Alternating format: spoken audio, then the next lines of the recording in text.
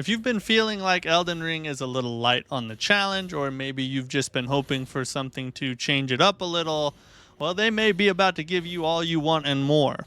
So From Software has just announced a new mode coming to Elden Ring Nightreign called the Deep of Night mode. This new mode will launch on September 11th, and there's actually quite a bit to it. This is not just some kind of minor update with some bug fixes and some different things added in. No, there's quite a bit of meat to what they're about to do here. So in this video, I'm going to break it all down, run through everything we know so far, and then at the end, we'll talk about what this could mean for the future of Nightreign. So first off, obviously, this is an enhanced challenge mode. The enemies will hit harder, they'll have more health, and this has been designed for kind of seasoned vets of the game. So if you're new to Nightreign or maybe just not that good at it, this is not something you're probably going to want to just jump into for fun. It's definitely going to take a good amount of boss fight knowledge and knowing how the mechanics of the game work and how the runs route and all that good stuff. But let's get into some of the changes, new things added, and all the juicy info. So the first thing is that although we have not got any confirmation of any new weapons or anything like that, as far as we know, that's not happening. But what will happen is that weapons will have different effects than what you'd find in the normal mode.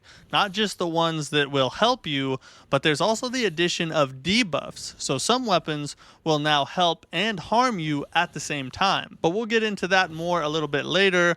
But another big change is that there will no longer be shifting earth in this mode. So you can't choose the crater or Neclateo or anything like that. You're going to have to just run the run straight up, essentially. Also, you won't be able to choose your Nightlord anymore. You won't know who you're going to go up against until you get to them and defeat them, and so on and so forth. Now, that change in particular, I have to say, I was really happy to hear about, because I'm of the opinion that Nightreign should have always been like that. I think that knowing who you're going to fight at the end of each expedition really kind of takes away from the awe factor when you walk into that final Nightlord arena. I think it would have been much more fun if you did not know who was coming next and you were just going into it blind, more like a classic Souls first playthrough. But be that as it may, I mean, it kind of is what it is, but there is another big detail about this mode, which is it will have 5 different levels. Now, it would seem that levels 1 through 3 are just incremental increases in difficulty, but it's described on Bandai Namco's website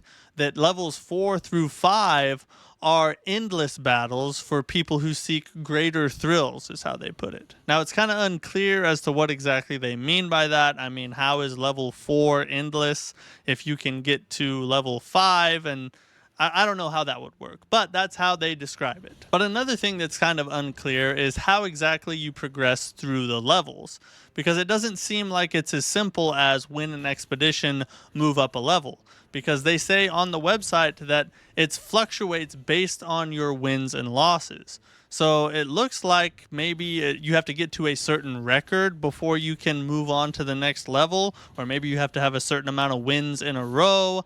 We don't really know how that'll work, but it doesn't look like it's just win an expedition, move on, like a lot of people might think it would be. Now, sort of the final detail that we learned from the website is the reward that you get for these expeditions. So they say that there's a new special item called a Depths Relic that is now in the game when you are playing the Deep of Night mode. And this relic is not just a really powerful relic. It's actually a whole nother type of relic.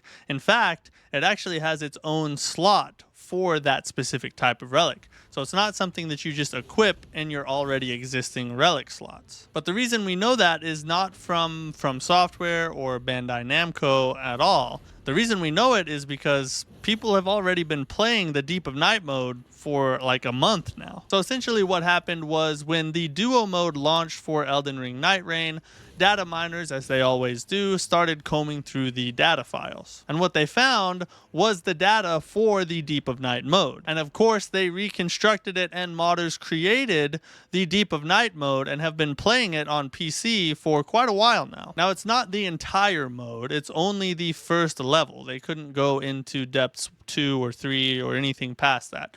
just the first level. But because of that, we learned some different things about the Deep of Night mode that we wouldn't have known otherwise, such as the fact that the relics are different relics altogether and not just a new relic of the same kind that's more powerful. But aside from that, we learned and kind of got a deeper look at some of the things that were mentioned in this website article. And I found all this info kind of compiled on an article in Kotaku, which I will of course leave a link to in the description if you want to go look over it yourself. But some of the things we now know are related to kind of the different aspects of the game that we've just learned about in the article on the website. Things like the rats in the starting areas will now take 3 hits to kill instead of 2.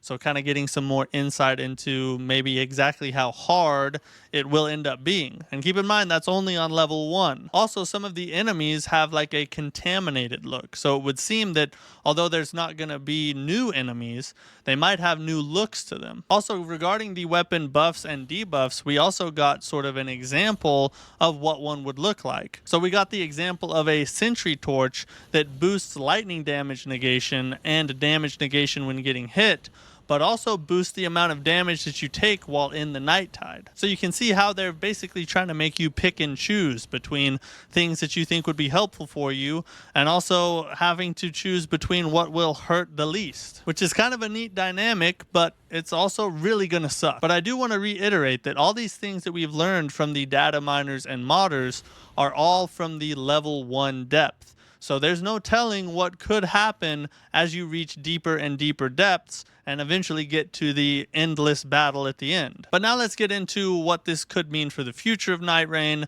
and whether it's a good thing or not. Because I think it is good for streamers and hardcore fans. An extra challenge is more entertaining, and also if you just love Souls games and you love Nightreign, then having something harder to dive into is probably what you're looking for, because you're probably a challenge seeker. But I think for the average player, you're probably going to see a lot of people avoid this altogether, or maybe try it out for a short time and then be done with it. Because it's probably not something you're going to want to dive into for very long if you're not really committed to the game and have a deep love for Nightreign in general. So I think you'll probably see a small increase in players when the update comes out, of people who are curious and hardcore fans who are yearning for that added enhanced challenge. But then it probably won't last very long. And this is kind of the meat of the problem that Nightreign has, which is a declining player count. After you've beaten all the Nightlords a couple times, there's not a lot to do aside from wait for a new Everdark. And the player count is reflecting that. We have seen quite a exodus of players from Nightreign over the past couple months. So while this update will be good for Nightreign, I don't think it's what it needs to really recover and gain that kind of hype and excitement that will bring a bunch of players back to the game. What it needs is the DLC. And to be clear, that DLC needs to go pretty hard. I'm talking about a DLC that makes a lot of big changes and adds a lot of new things, new characters, new bosses. Although I think it's unlikely, a new map would be absolutely amazing. Nightreign needs to feel fresh again. And this update, this new mode, will go a little ways towards that, but it's not going to go anywhere near far enough. So although I am excited to try it out myself, and hopefully if you're watching this, you are as well, but it's not what Nightreign needs, and I really hope that they have some big plans for the DLC, or else you're just going to see a small player spike for a short period of time again, and it'll fall right back off. But what do you think? Are you excited for the Deep of Night mode? Do you think it will create any type of long-term player base for the game? Will you be coming back to give it a try? Let me know your thoughts in the comments. And if you're still watching and you enjoyed the video, hit the like button and also subscribe. If you like Souls-like games, that's what I do. Hit the subscribe button so you can catch more content. Also, where's Everdark Hailstorm?